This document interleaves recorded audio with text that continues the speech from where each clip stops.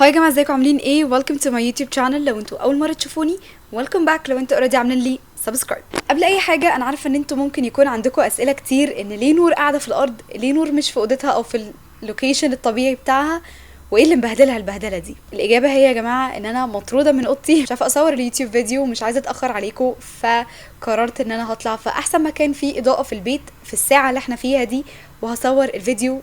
anyways، نرجع للانترو المنطقيه بتاعتنا. وقبل ما نبدا الفيديو ده، ما تنسوش تعملوا لي لايك وسبسكرايب علشان خاطر يجيلكم كل جديد من سانداي بوك داي. ده فيديو جديد من سانداي بوك داي، والنهارده احنا هنريفيو تاني كتاب فانتسي على الشانل دي. النهارده احنا هنتكلم عن كرول برنس لهولي بلاك. انا اوريدي كنت عملت فلوج على اليوتيوب من حوالي 10 ايام بالظبط عن الكتاب ده، وقريت معاكم 100 صفحه. فالنهارده انا مش هتكلم تاني عن ايه هي احداث الكتاب او اي حاجه ليها علاقه بيه، ولكن انا هقول لكم الريفيو بتاعي ليه، وهل يستحق ان انتوا تشتروه او لا. فيلا نبتدي.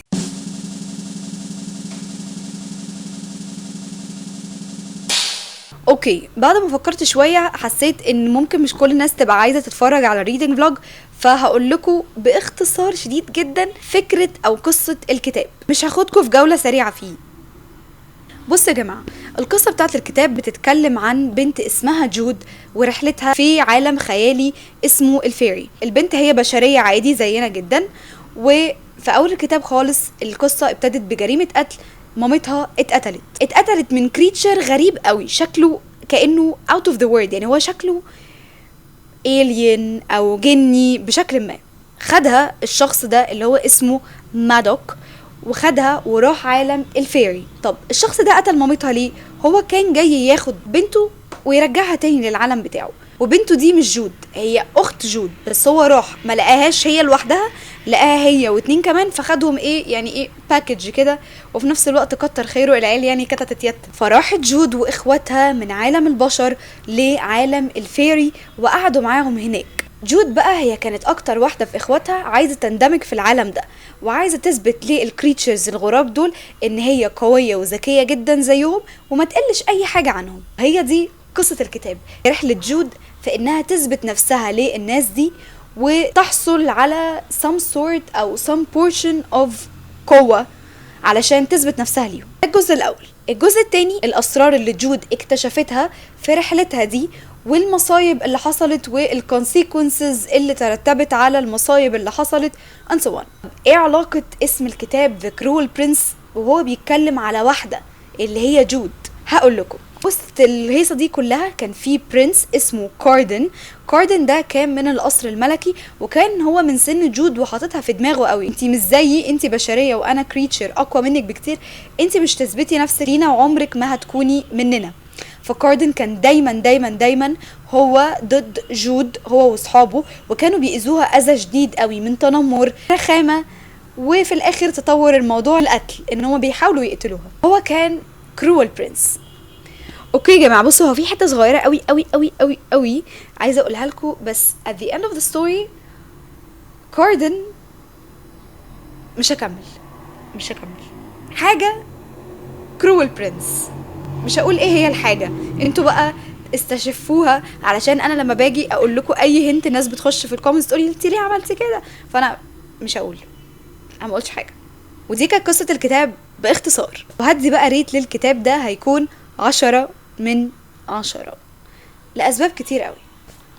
اول حاجه خالص يا جماعه، انا عجبني جدا جدا، وده تاني كتاب زي ما قلت لكم اقراه في الفانتسي، لان المايند سيت بتاعتي شويه كانت اللي هو لا، انا مش هضيع وقتي في ان انا اقرا كتب فانتسي علشان هي حاجه يعني خياليه وطفوليه والكلام ده كله. انا هركز اكتر ان انا وقتي ان انا اقرا في سايكولوجي، هقرا في كتب ليها علاقه بلغه، علم، ممكن لو هقرا نوفل تبقى قصه اجتماعيه لذيذه استفاد منها على المستوى الشخصي او ايا كان. بس بجد بجد بجد بجد بجد تاني تجربة ليا وانا بقرا فانتسي، وانا مبسوطة قوي قوي قوي قوي علشان خاطر الموضوع مش زي ما انا كنت متخيله.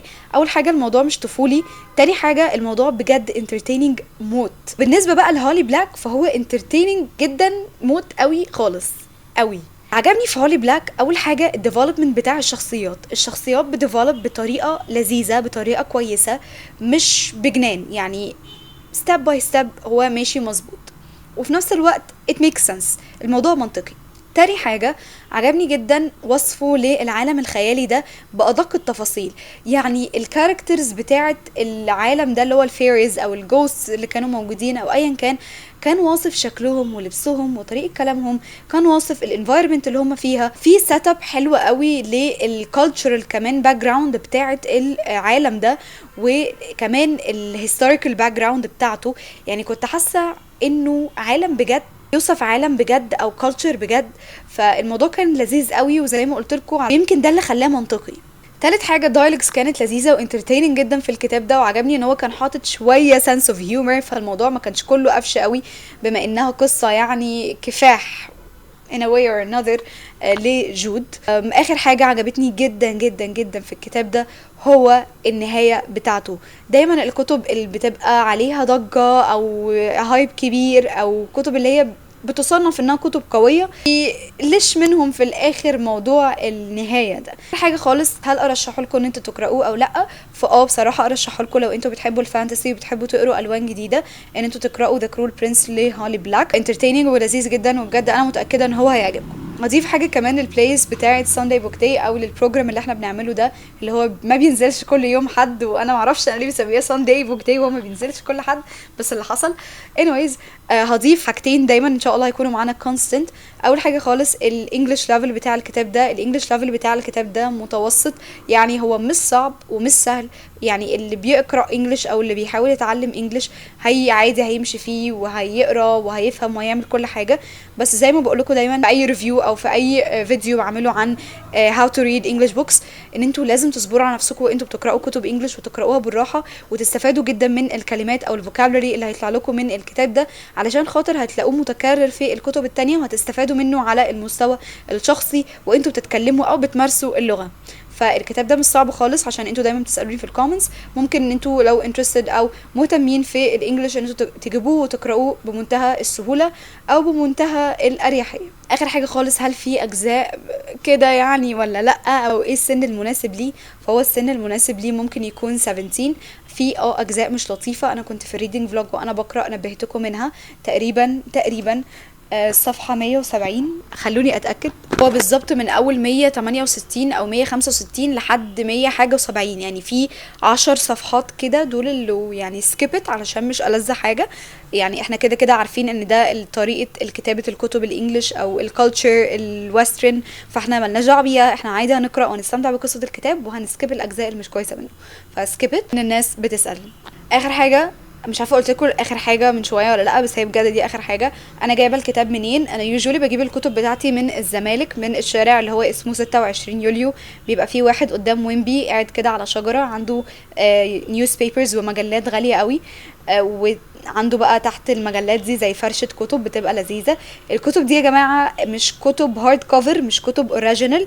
الكتب دي انا بجيبها ب40 جنيه و50 جنيه و60 جنيه، بنزل اجيب 10 كتب فبيبقى بادجت. لان انا لو جبت الكتاب الواحد ب 300 400 جنيه فانتوا الشانل دي هتتدمر. انا مش هقرا حاجه خالص علشان انا يعني financially not stable ان انا اقدر افورد كميه الفلوس دي ان انا اجيب الكتب هارد كفر. ممكن لما ابقى ان شاء الله مرتبي 30,000 ابقى اجيب هارد كفر، بس انا حاليا ما بقبضش الفلوس اللي تخليني اصرفها كلها في الكتب، فانا ما بجيبش هارد كفر. ده اول حاجه. اونلاين بقى انا بجيب من مكان اسمه نوفيتوبيا بوك ستور، وده مش اعلان ليهم، هم اصلا ما يعرفوش ان انا موجوده في الوجود او ان انا بوك تيوبر. انا بخش عادي اطلب منهم، بس هم بجد محترمين قوي، الكاستمر سيرفيس بتاعتهم كويسه. وانا بحب جدا او اكتر حاجات بركز عليها في الشوبينج اونلاين ان يبقى في حد اخد ودي معايا، ما يبقاش قفوش. يعني فاهمين؟